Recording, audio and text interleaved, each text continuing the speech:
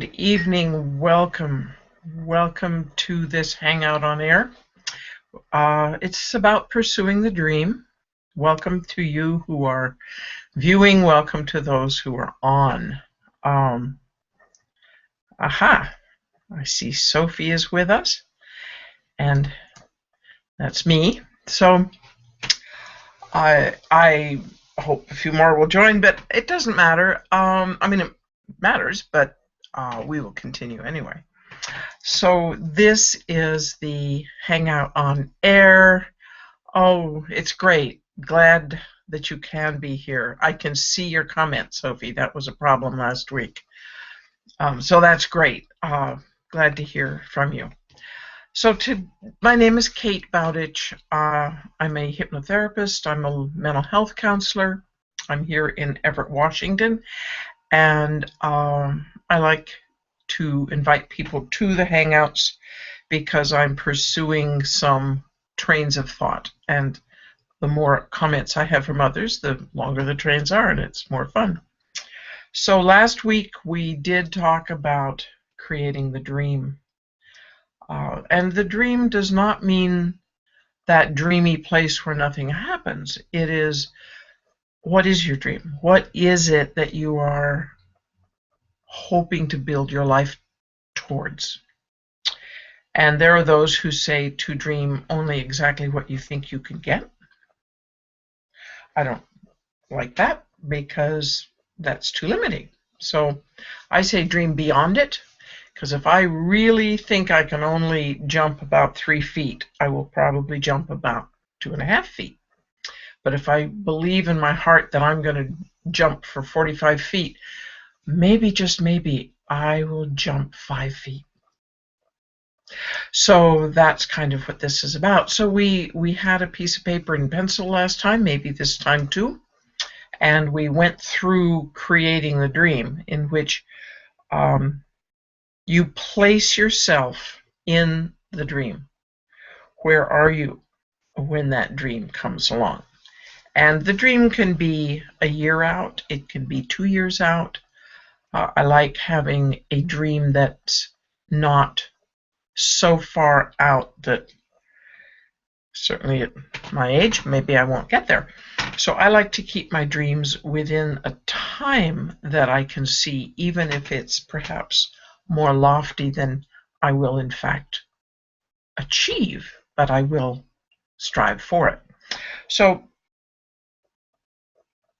I'm looking at some of my notes, and I'm thinking, okay, so you have a place where you stand.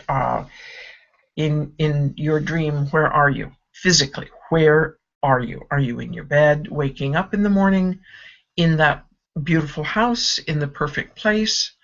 Are you having a lunch somewhere wonderful? Are you having dinner? Who are you with?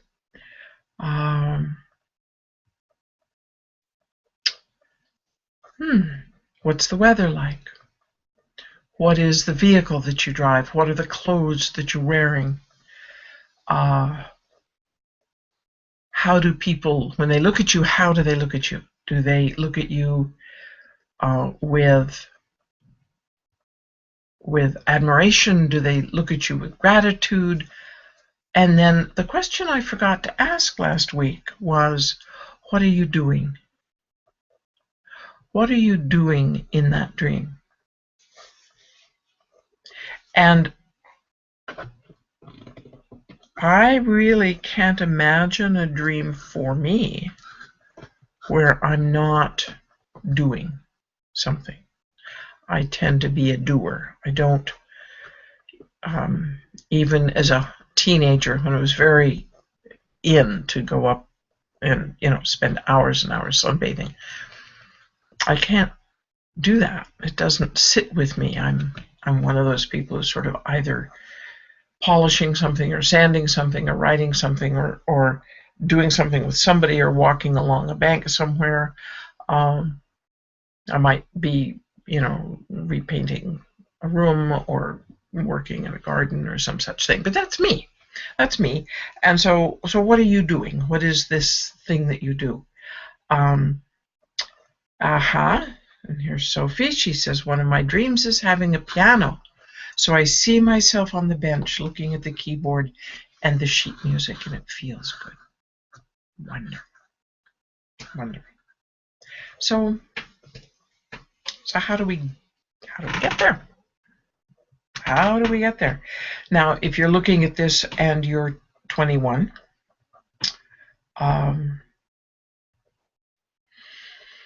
you have time to get there, and that's a wonderful thing.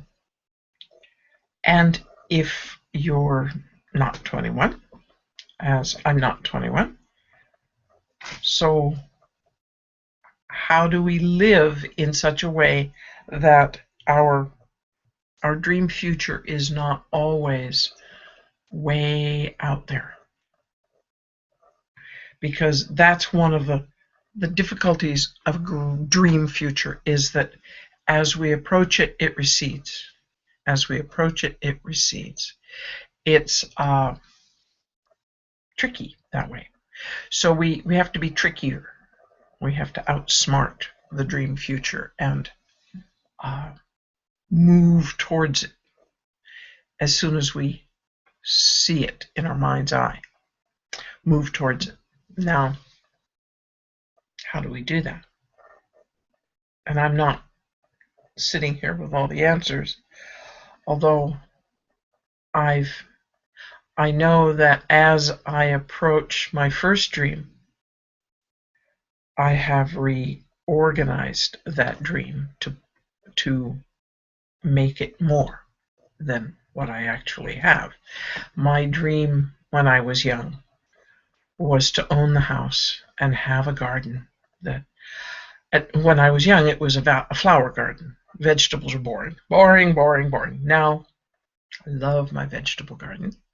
I eat all summer long the freshest of vegetables. So I have it, and if you can hear that, that's my cell phone. I forgot to silence it. I apologize.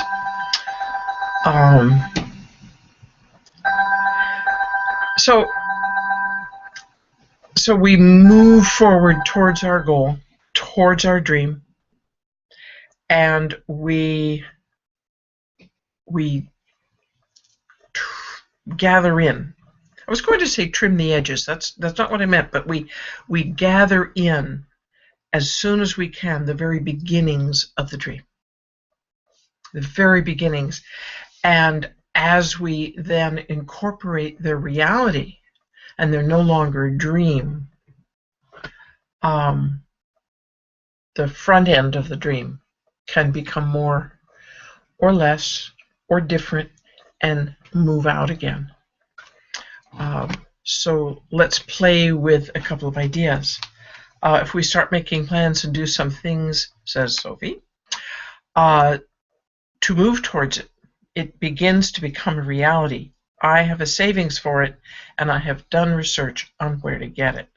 So you are, Sophie, making those strides towards having that piano. Now, I want to throw in some other things in that pot. You're doing the research, and you've got a savings account, and then it will come. It will come. And I know that you thoroughly enjoy playing a piano. That is part of your dream, or you would not be putting money aside and doing research to get a piano. And I want to throw something in the pot. That there are places where pianos reside that are unplayed or are available. And I wonder sometimes, do you ever practice on them?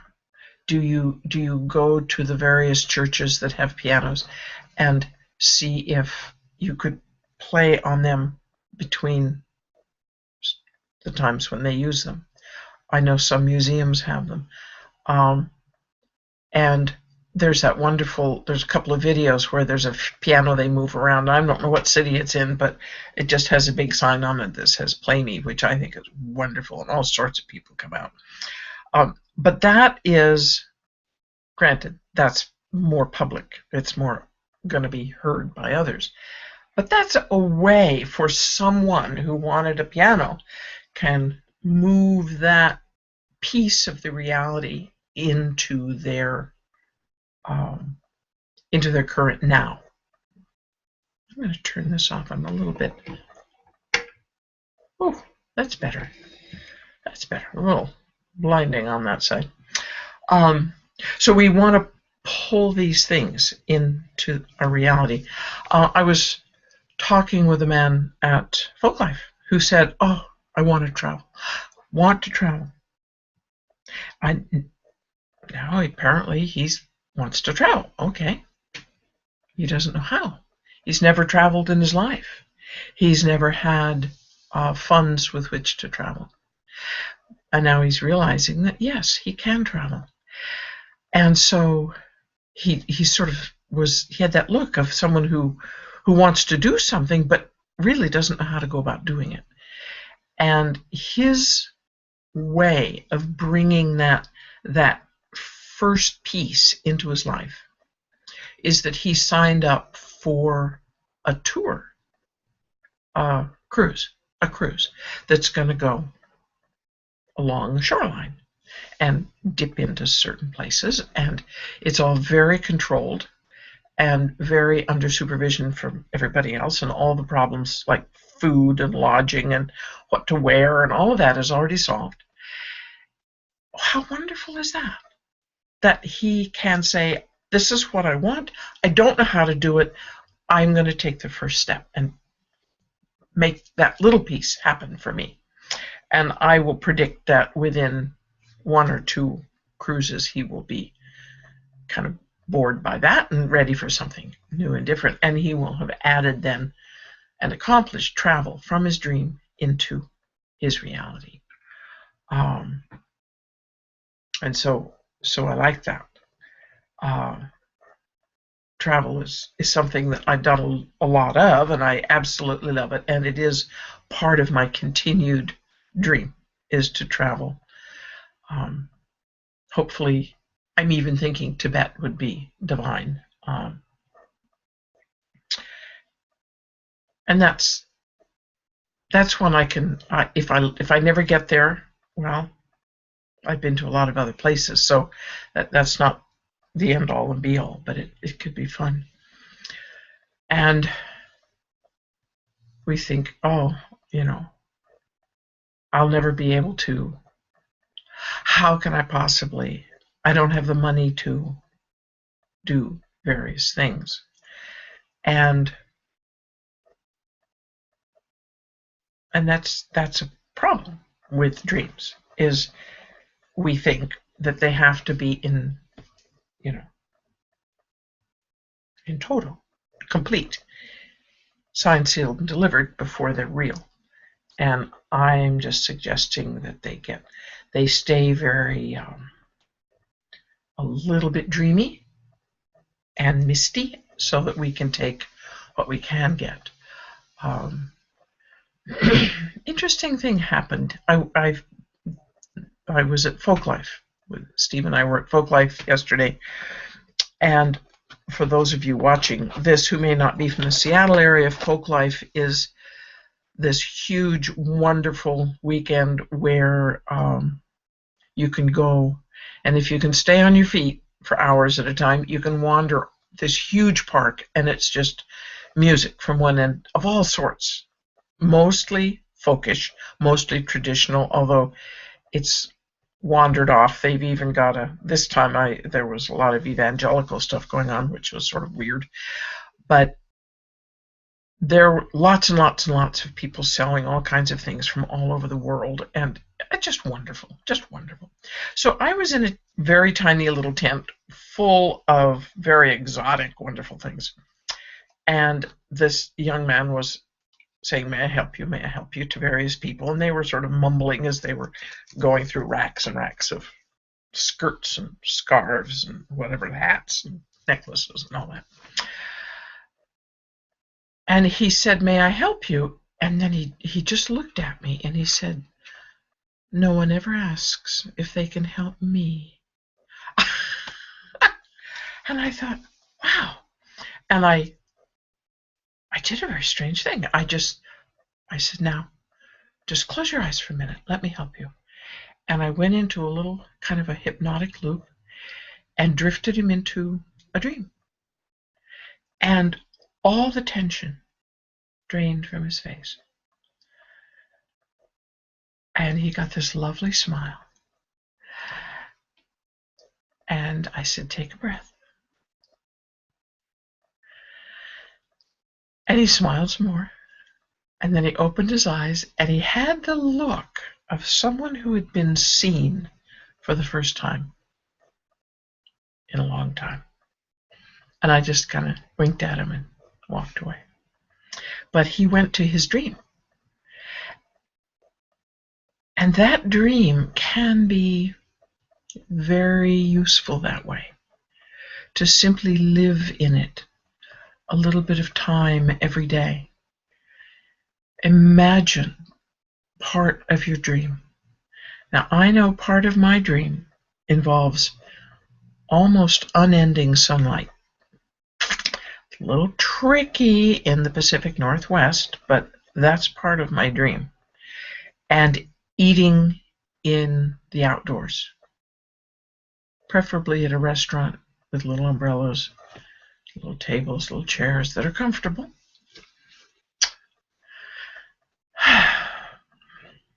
So part of my goal this summer is to eat outside at restaurants here.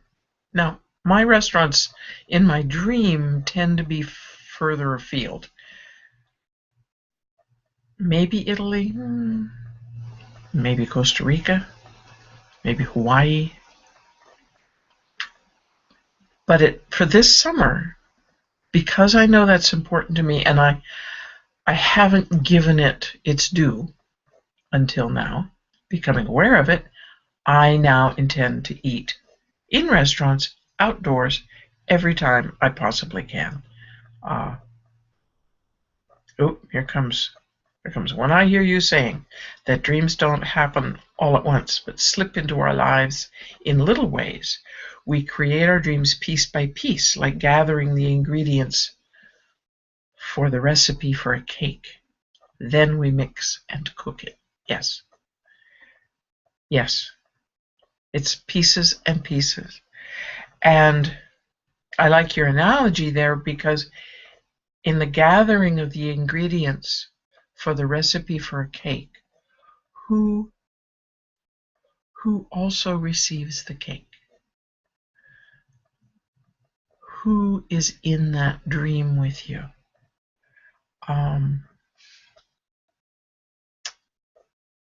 It can be a mate. It can be family. It can be that you are in your dream and you do good things for other people out there.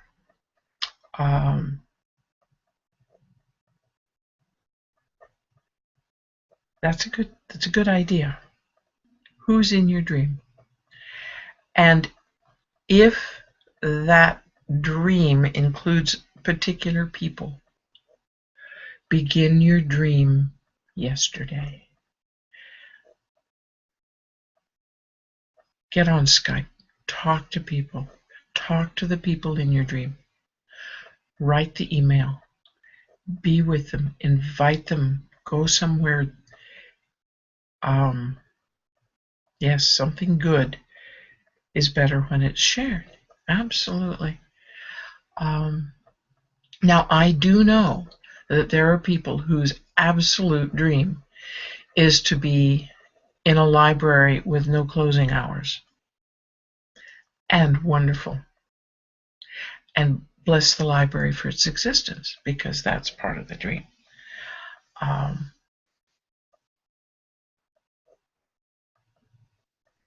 And sharing is more fun, if it's true sharing. Now, I will say that at Folklife yesterday, which started with me wondering where everybody was, it was actually rather vacant, it suddenly became impossible to move. And I really didn't see anybody unhappy, which is wonderful. I mean, the costumes were there. Everybody there was living a piece of a dream. There were people in the strangest costumes and wonderful, and young people bursting with all that young people burst out with. Musicians, there were people doing all sorts of things with their hats out, trying to make a buck, and more power to them. Everybody's out there with their hat. And there were a lot of the white-haired people, and one of them was wearing a costume, or almost a costume.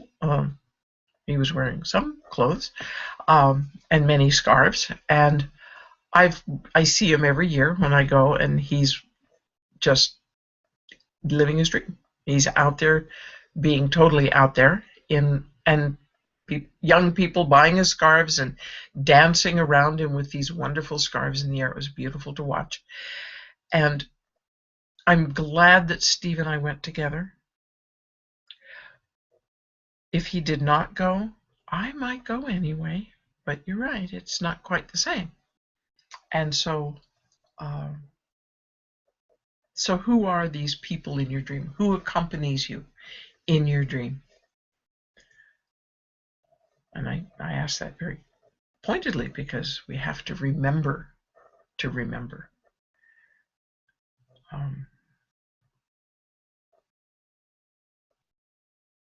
And where is the dream? Is it in the mountains? Is it in the city? Is it on the ocean?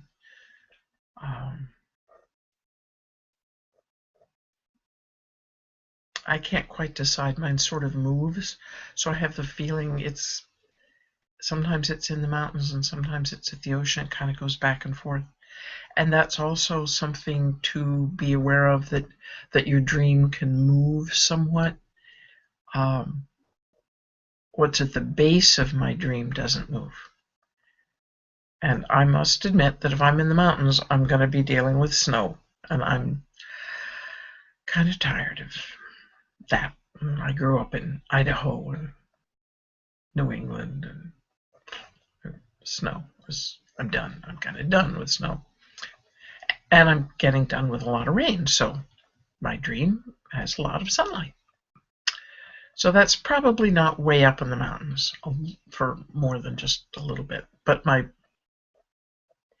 dream is sort of open-doored that way. And I'm making the backyard so that I can eat outside as much as possible this summer. What else? What else is in the dream? For me, it's family.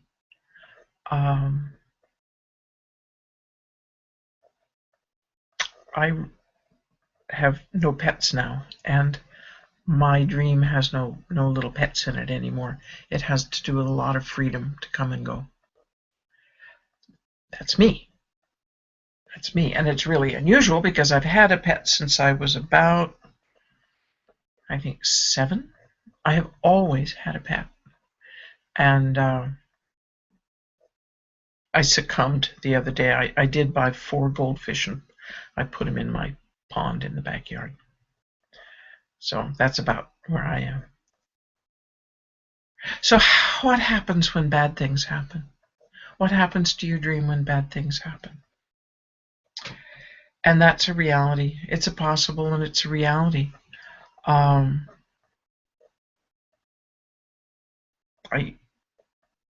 And bad things do happen. So it's okay to hold your dream. And sometimes it has to be on hold. I certainly had to put a few things on hold a few years ago and thought I was completely derailed. I really did think I would live quietly in this house and just go quietly into the good night. But, time went by and I kind of got a kick in the rear from my daughter, and that was good. Got back to work, got back on my feet, got moving. My dream is different now. It's very different now. And so that's part of it, is shifting the dream to incorporate the reality of who you are.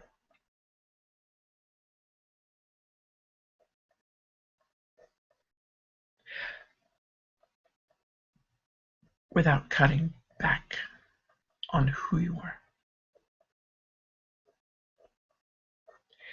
Because the who you are is not, it isn't the container. It can, yes, she says over here, don't give up. Just have to recognize that it's a delay. Sometimes it's hard to do, though. Yes, it can be a delay, and it can be an evolution. That the dream evolves. It can be an evolution to sometimes to bigger and better things, or different and more exciting things, or what is different. And I don't quite know. Can you give an example of that, Sophie?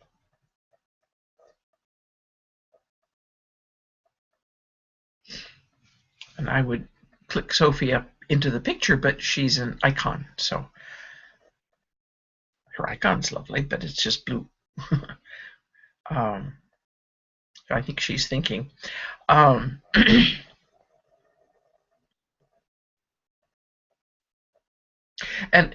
in a weird sort of way, I've realized that my life was backwards. I did a lot of things backwards. That I've spent most of my life, and I didn't even know it until recently, really without a dream. I didn't have a dream. My dream was about being unseen. And that does bad things to your brain, but there it is. And then I woke up to what that was about. And why am I being unseen? What am I doing? And I have started really becoming aware of the idea of this dream. And I know that young people's dreams can be get a job, get through college, find the right mate, that sort of thing. Those are steps. What's the dream? And the dream for me was very small. And now the older I get, the bigger and bigger it gets, which is really strange. But why not? Why not? Why not dream of a beautiful house with big windows all around it, overlooking a beach that I could actually get to easily, and people visiting, and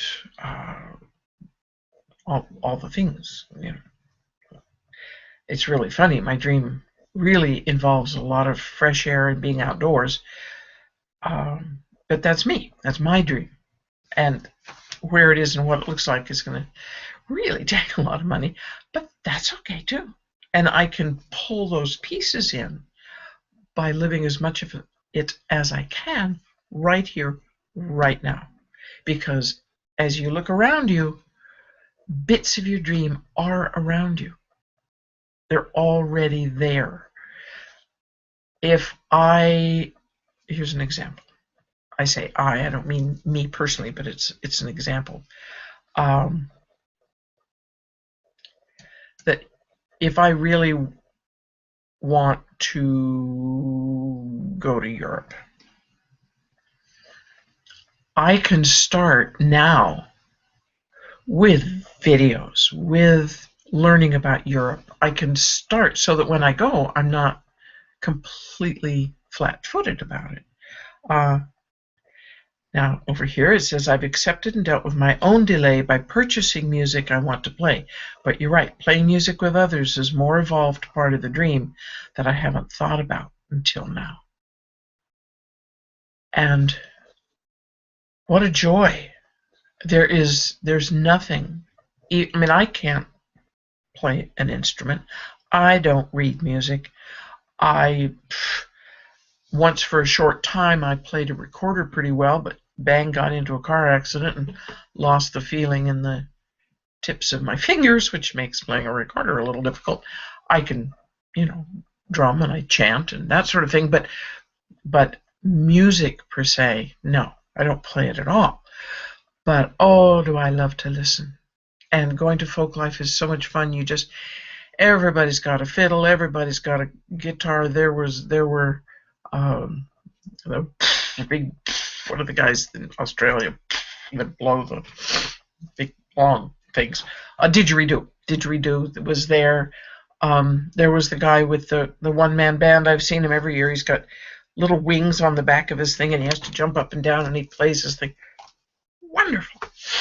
And you can also hear very refined music all the way through. And so I'm the appreciative audience.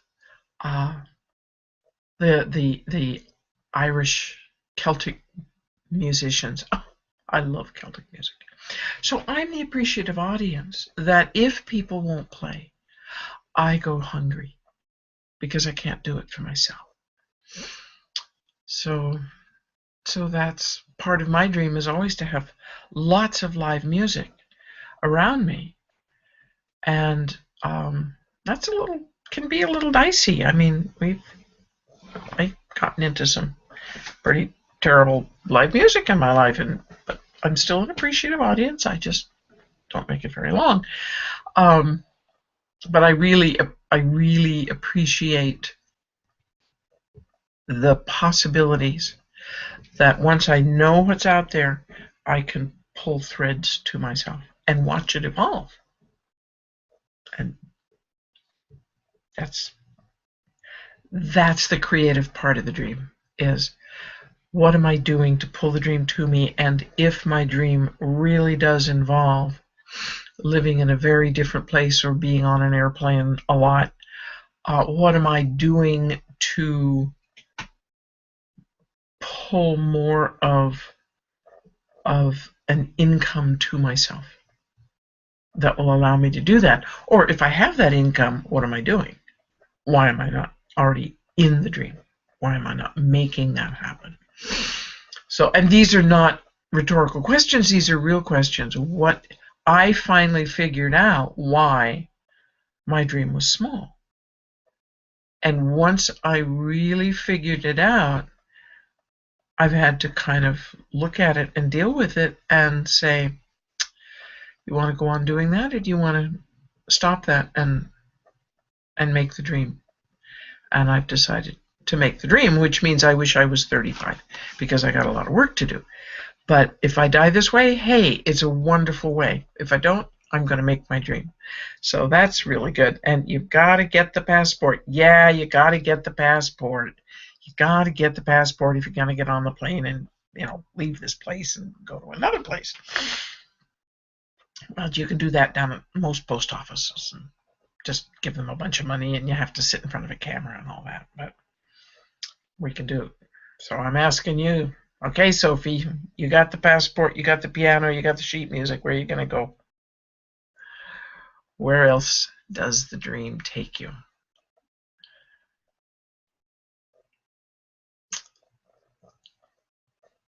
And I'm torn, and it doesn't make it simple. I want to be about two separate people, because I could live two dreams, and that's been a problem. Now, for me, it's not surprising. I was born right-handed. I was right-handed. I learned to write and read and do things, and then I got hit by a car. I woke up left-handed. Poof! And so I've had this strange mind that goes both ways very easily. And so I've always been sort of two people. I always want this, but I like that. Oh, I like this. Which one do I want to do? Do I want chocolate cake or do I want Jell-O pudding? Same way in life. Same way in life, with a few stellar exceptions when things were clear. So, my friends, the dream, living the dream. They always speak of living, I'm living the dream. Well, you can start living your dream today. It's all up here. And then you pull it towards you, step by step by step. Sometimes you walk, sometimes you run, sometimes you're kind of on your face. but you're always pointed like those elephants in the last one. Remember the elephant. She puts her foot out on the path. She looks around. And they're either going to follow you or you're going to leave them. Walk away from those who say it can't be done. Do not listen. The ones you can't walk away from, change the subject. Stay with the positive people who say you can do it, because you can do it. It takes a lot of energy, but you can do it. It takes a lot of energy, and you can do it. It takes a lot of energy, and you can borrow energy from those who believe in you. You put your foot out, and then they say, look in the direction you want your life to go, and don't look back. Step by step, my friends. Thank you for visiting. Thank you for being here. Thank you for your comments. And remember, you'll take one step closer tomorrow. Bye-bye.